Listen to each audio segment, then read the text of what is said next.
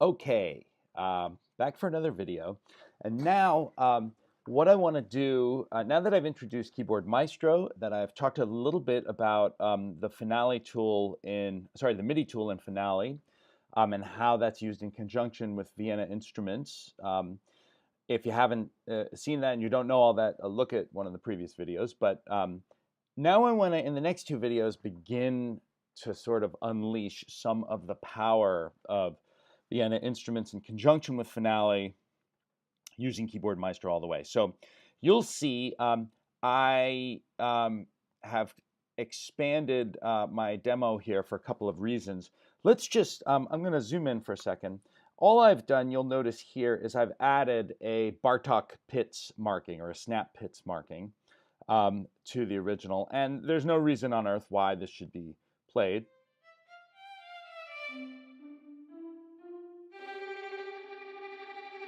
Okay, so it's not being performed right now, and of course, there's no way human playback would know. Um, but I'm now going to take a look at Vienna instruments, and I am now going to be using some expanded samples from the Solo Strings Plus library of the Vienna instruments, Vienna Symphonic Library. If you don't have those, then some of this can be applied to other samples, of course. But you'll notice if you do have just the basic settings, here are the special edition patches. Violin, the basic patches that come with it are staccato, détaché, sustain, sforzato, legato, portamento, tremolo, pizz. But if I click on the violin advance, I actually get a bunch more um, articulations and different sounds. And what I'm going to do now is I'm going to expand my matrix here to be able to incorporate some of these other sounds. And to do that, I am going to use the Y axis, right? Remember, this is a single row matrix that only uses the X axis. And each of these samples are triggered by something in Finale's human playback. And my philosophy is generally that I want the X-axis to be human playback controllable. So whatever Finale will distinguish between sustain and détaché based on speed. If you have unslurred string markings, you'll see that when it's fast, it's détaché. When it's slow, it's sus. So knowing that, and then staccato is staccato, pizz is pizz, etc. So right now, I'm going to expand to add two rows. Two columns, I guess. Is it? No, it's two rows to each of these columns. So now I have an x-axis with 6 places and a y-axis with 3. And what I'm going to do is I'm going to populate these cells with related patches here. And for right now, and again, this is up to you and what kind of sounds you use and what kind of sounds you have available to you. But for right now, I am going to put in, I'm going to use Ponticello. And for this first row, I'm going to say Sol Ponticello because that's a sound I kind of love. And so you'll see that we've got staccato, sustain, tremolo. There is no Ponticello legato patch. And so that means that we won't have true sampled legato, but I'm going to, in that case, use the sustain there. And that's Ponticello sustain. And I am going to use the same patch again, and I can drag it from here, or if I push Control and drag it over, then I'll just be copying it.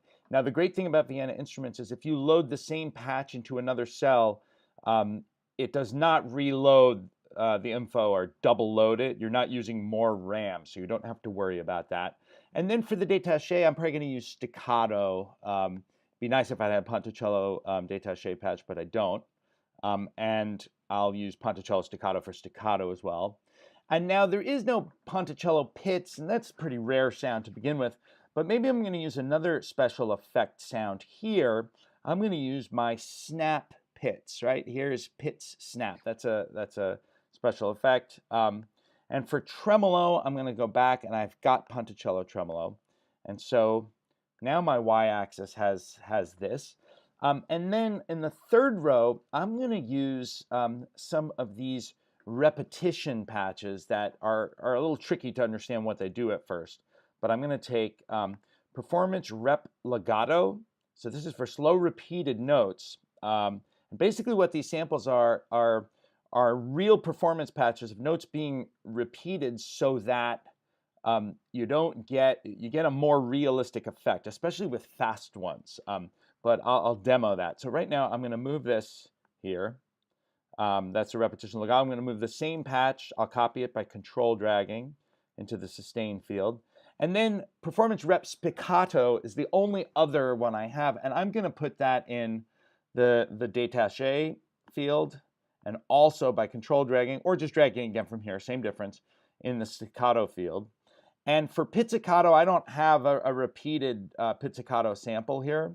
So I think I'm just gonna take the normal pits and put it down there rather than just leave this empty in case, as sometimes happens, I get stuck on the Y axis here. And with tremolo, I'll do the same thing. Okay, so some of these are just straight repeats. Okay, now what I'm going to do is I'm going to develop a way to control the y-axis. You see these are controlled by key switches. I'm going to control the y-axis with a controller, and you can choose any controller you like. It's good to choose one that doesn't have a specific function traditionally associated with it. For whatever reason, I always use controller 6. So you can do that too, or you can choose something else. I'm going to set this to CC6. And when you do that, because there are 3 different layers or 3 different rows in the y-axis, what Vienna Instruments automatically does is it divides up 127 into 3 groupings. And you can drag this around if you want, but I'll just leave it where it is for now. If I added another column, then these would be smaller. And basically what it's saying is if I set CC6 to anything under 42, I'm going to be on this top layer. And if I set it to between 40, let's say between 43 and 83 to be safe, because I'm not sure who gets the tie. I think 42 is in the new group and 84 maybe in this new group, but somewhere in the middle, let's say I set it to 50, that's going to set me to this second group. And if I set it to over 84, I'm going to be in this third row. Okay, so and for my mind, for my thinking, I'm just going to choose 3 numbers. In my head, 10 is the reset number. I set CC6 to 10, and I'm back here. You could set it to 1, 2, 3. Doesn't matter. For me, in my head, it's 10. And I'm going to call 50 this row, this row, and I'm going to call 100 this one. And now I'm going to show you that in Keyboard Maestro, and if you missed my Keyboard Maestro demonstration, look at the previous video. In Keyboard Maestro, I have something called Set Y-Axis Select To. That's my name for it. And I programmed this. This is if I put Shift, Option, Command, and Y, I'm going to select the MIDI tool. And then in the MIDI tool menu, I'm going to select Continuous Data. I'm going to push 6 and return, so I'm choosing CC6. And then from the MIDI tool drop down, I'm going to choose Set To, right? So there's a previous demo where I showed how to do that. So now, looking back at my music, let's get this out of the way. And let's just look at, let's go back and play from the beginning and remember that I don't have,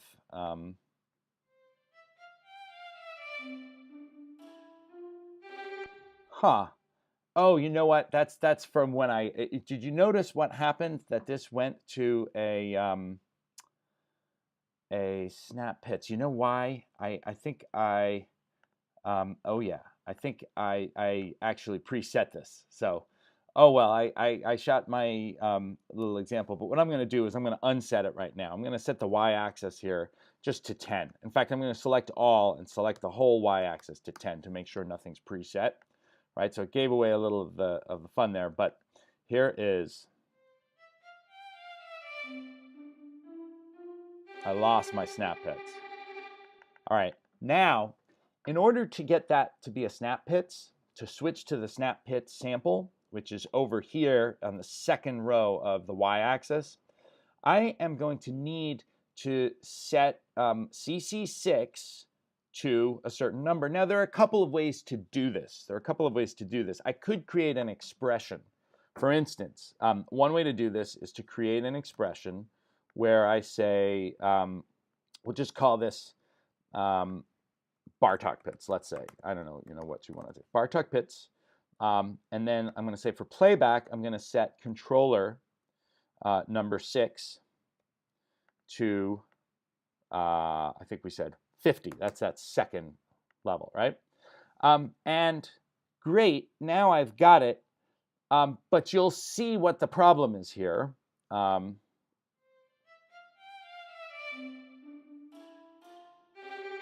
What happens is I would need a second expression to set it back, right? And it's also kind of bulky. So you could do that, and you will probably decide to use expressions for some of these switches, and it's really going to depend on your comfort level. There is no way in Finale, unfortunately, to date, as far as I know, to actually define specific playback for an articulation. That's too bad, because that would be really, really handy, especially if it had a built-in sort of toggle on and off. But in fact, the way I'm going to deal with this is not to use an expression or a value. I mean, not a pre-programmed expression, but I'm going to just take this, and I'm going to use my little shortcut to set the y-axis, and I'm going to set it to 50. And then I'm probably just by default going to make sure that what comes after it is set back to 10. And now you'll see, if you watch what happens here, watch this. You see how quickly it just jumps down and jumps back, right? Now, similarly, if I wanted this to be Solpont, and by the way, you can program, I'm going to just call this, let's say Solpont. Oops, I didn't want to redo that one. We'll just create expressive. That's Solpont. So by the way, you can program some of these things like Bartok pitches and Solponticello into the human playback preferences. Personally, I haven't had great success, but so I've stopped doing it. You might have better success. You might do something right. Here, for instance, if I wanted to add, I could add a new technique for strings.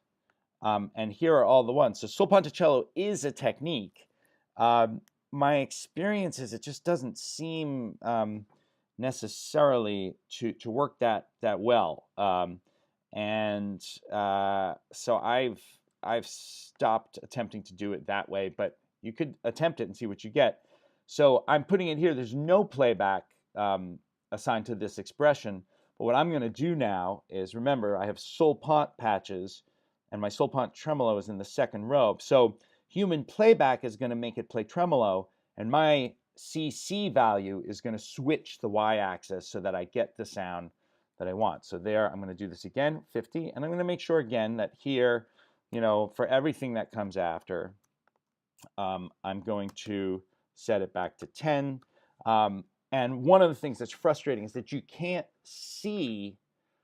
It's not like a DAW where I can just look at, I mean, I can go into the MIDI tool and look at the programming of, say, CC6, and, there you see where I went up, and then it's back to normal, but it's not that easy, and that's a little frustrating sometimes. But let's listen now to what we get. We should get the snap pits. We should get the move to Solpont over here.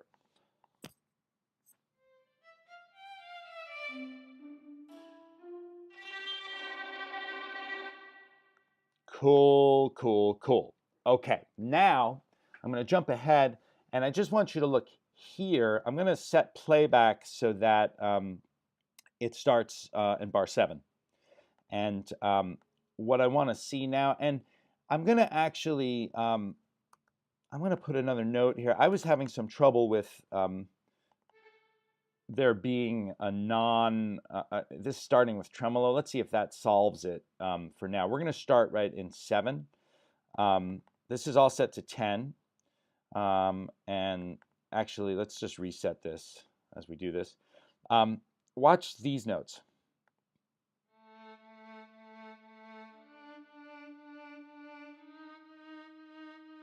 I want to stop it there. These are repeated notes. You'll notice that because they're relatively slow, Finale plays them as sustained patches. That's how I said it in human playback. But because they're repeating, I'm actually going to see what it sounds like, and if it sounds better, to use Vienna Instruments repetition patch here. Now, this would be the repeated legato, which kind of makes sense here.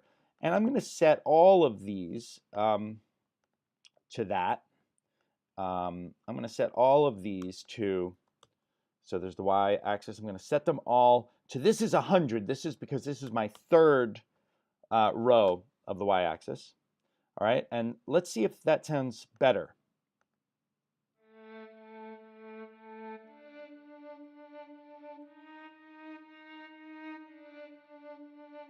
And we can see when we look over here, I covered it up, but you can see it's down there on the repeated. I think it does sound better. Let's actually now switch to 11. Let's start at 11 with these fast notes and see what those sound like.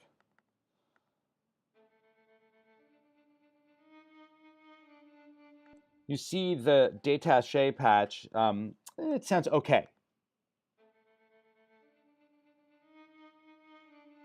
And it stays on détaché. I'm going to take this, and I'm going to also send this to the third row of my y-axis by setting it to 100. And as a knee-jerk precaution, I'm going to make sure I set it back to 10, even though this should already be on 10. Let's see if that sounds better.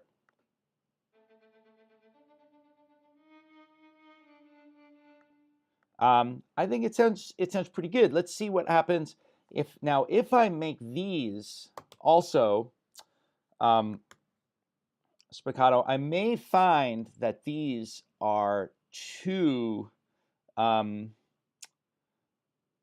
short because they're going to be the repetition spiccato. I don't have like a longer repetition. It's either one or the other. But let's see what that sounds like. So if I didn't like that, I could experiment with maybe moving this one over. Now these will all be repeated legato. I have a feeling these won't sound very good.